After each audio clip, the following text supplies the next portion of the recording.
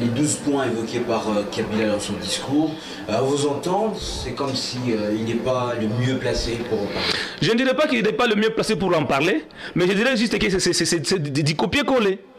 Parce que quand vous, rien de nouveau. Rien de nouveau. Quand vous suivez les 12 piliers qu'il a donnés, c'est tout ce que nous avons pris comme engagement à Addis Abeba, tout ce qui nous est demandé dans la résolution 2773.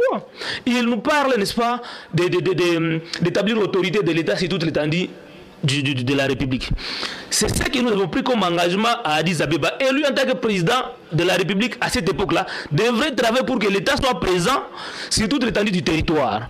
Il nous a parlé de réformer l'armée. C'est l'engagement que nous avions pris, n'est-ce pas, dans cette résolution-là. Il nous a parlé, n'est-ce pas, de combattre tous les groupes armés, parce qu'il a condamné l'armée, le gouvernement congolais à pouvoir, n'est-ce pas, travailler avec certains groupes armés dont le FDLR et consorts. Il avait pour mission à cette époque-là, par rapport à l'accord d'Addis Abeba, de combattre tous les groupes armés existants sur le terrain. Rien n'a été fait dans ce sens-là. Donc, tout ce qu'il a donné comme résolution, c'est ce que nous avions déjà acquis dans l'accord d'Addis Abeba, dont nous militons pour que ce soit revitalisé. Mais Kabila, qui était président à l'époque, n'a rien fait, n'a pas respecté ces engagements-là. Et là, ça pose un problème. Alors, puisqu'on en parle quand même, quelle est la valeur diplomatique et politique de ces discours si on vous prononce par Jules Kabila?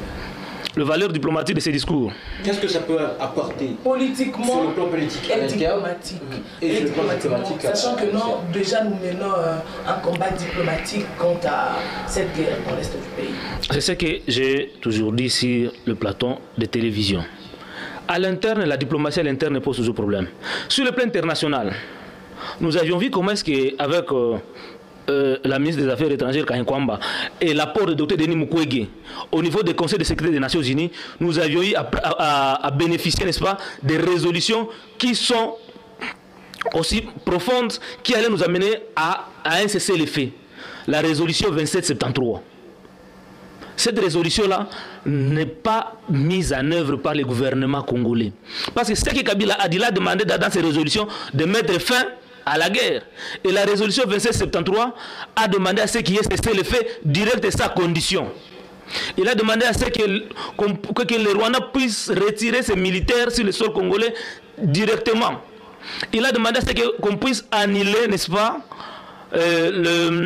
l'administration parallèle qui a été mise par l'M23 et l'FCC dans les zones occupées. Ces résolutions-là existent et ce sont ces éléments-là que le président Kabila est revenu, qui n'est pas mis en œuvre par le gouvernement congolais. Il a préféré aller à Doha, négocier avec, n'est-ce pas, avec les agresseurs du pays dans le M23 et le FCC de Nanga. Or, si on se tenait, n'est-ce pas, à l'accord cadre d'Addis Abeba, tel que propose Denis Mukwege, on ne serait pas, n'est-ce pas, en train de négocier avec le M23, moins avec le Rwanda.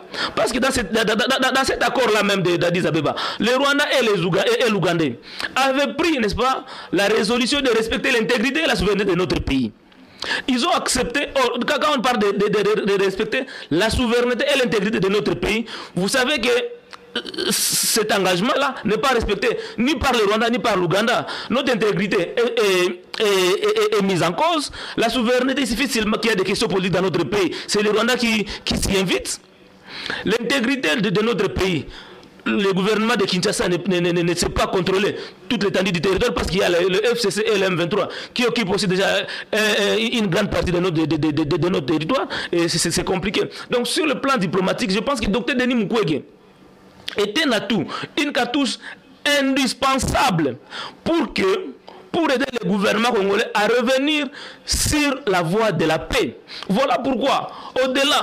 Est-ce que vous êtes en train de clamer là le fait que le docteur Denis Mukwege doit faire partie imminemment d'un gouvernement? Non, ça n'a jamais été le vœu. Ça n'a jamais été le vœu. Comment il arrivera à être... Ça n'a jamais été le vœu. Ça n'a jamais été le vœu de Denis Mukwege d'être dans un gouvernement quelconque. En tant que Congolais, en tant que patriote, il apporte son expertise. Et je vais vous donner par exemple, il a écrit un document sur la stratégie nationale holistique de la justice traditionnelle. Parce que sur ce point de vue-là, Dr Denis Mukwege est de loin avancé que le gouvernement congolais. Ouais. Et cette expérience-là, éditée pour la RDC, est en train de produire des effets, n'est-ce pas, en Colombie. Parlons de Denis Mukwege. C'est quoi son positionnement actuel? Il est dans l'opposition ou bien il est toujours dans la société civile? Au sortir, bien sûr, de ces élections de 2023. Docteur Denis Mukwege, je l'ai toujours dit, qu'il n'est pas opposant. Il est prix Nobel de la paix. C'est plutôt le gouvernement... Il est prix Nobel, on le garde comme tel, ou c'est possible quand même de les candidat.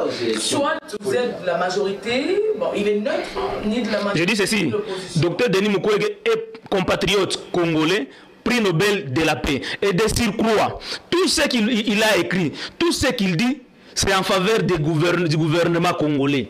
Ouais, il n'a rien fait. Mais ce sera quoi la formule pour appliquer avec lui? Mais c'est au gouvernement de l'approcher, de l'écouter. Mais le gouvernement a développé des mécanismes pour s'opposer au docteur Denis Mukwege.